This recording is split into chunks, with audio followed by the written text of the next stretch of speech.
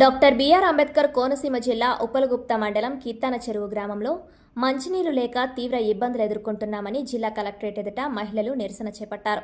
ఎన్నిసార్లు అధికారులకు ఫిర్యాదు చేసినా పట్టించుకోవడం లేదని ఆవేదన వ్యక్తం చేశారు.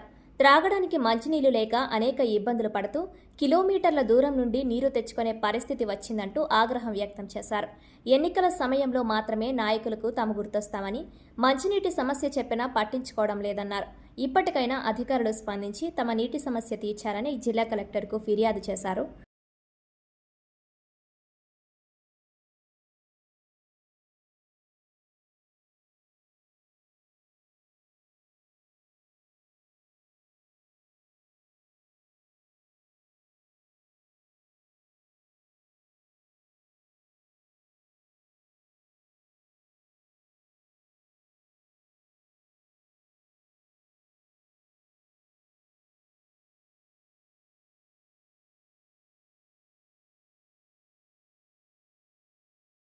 నమస్కారం అండి.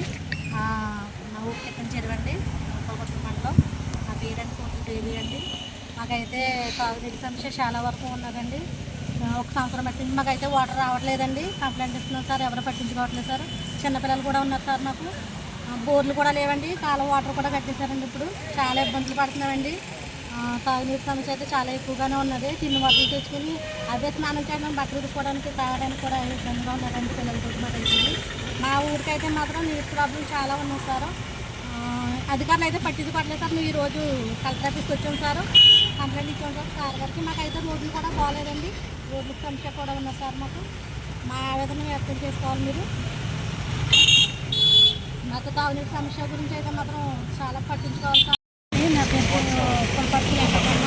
మేము కిర్తంచెర్ల గ్రామం నుంచి వచ్చాము. మాదైతే కిర్తంచెర్ల పంచాయతీ, డాక్టర్ బిఆర్ అంబేద్కర్ కోనసీమ జిల్లా. మేమైతే తాగునీటి సమస్యకి అయితే వచ్చాము. మాకు అప్పుడే సంవత్సరం బట్టి నుంచి సరిగ్గా వాటర్ రావట్లేదు. కంప్లైంట్ ఇచ్చాము, కానీ రిపేర్ చేశారు, కానీ దానివల్ల ప్రయోజనం లేదు.